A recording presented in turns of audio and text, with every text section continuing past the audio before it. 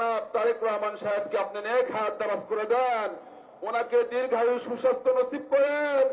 আল্লাহ ওনার মাধ্যমে আল্লাহ দেশের আল্লাহ খেদমত দেন, দেশ এবং জাতির খেদমত করার তৌফিক দান করেন। আল্লাহ রহমান রাহিমিন, উনি যে বলেছিলেন I have a plan for the people of my country, for my country, এই প্ল্যানকে বাস্তবায়ন করার তৌফিক দান করেন। আল্লাহ আপনি ওনার সহায় হয়ে যান।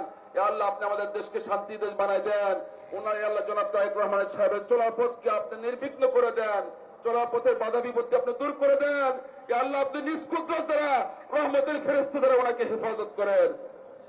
আল্লাহ আমাদের বগুড়ার আমাদের পুত্রবধূ জনাব ডক্টর জুবাইদুর রহমানকে নেক হাত দারাজ করে দেন, দীর্ঘায়ু সুস্বাস্থ্য নসিব করেন।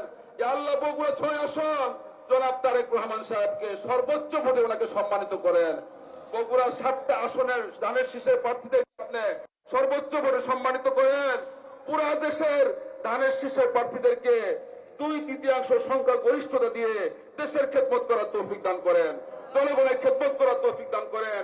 আল্লাহ লক্ষ লক্ষ নেতা কর্মী তাদেরকে দেশের জন্য দশের জন্য আল্লাহ জনগণের কল্যাণে নিবেদিত প্রাণ হয়ে কাজ করার তৌফিক দান করেন। আল্লাহ আপনি আমাদের দোয়া মোনাজাত গুলোকে জনাবে মুহাম্মদুর রাসূলুল্লাহ সাল্লাল্লাহু আলাইহি ওয়াসাল্লামের উসিলা আপনি ভরপুর কবুল আর মঞ্জুর করে নেন।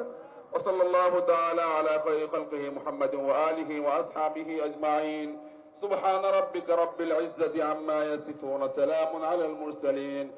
آمين آمين آمين يا رب العالمين، وارحمنا معهم برحمتك يا أرحم الراحمين.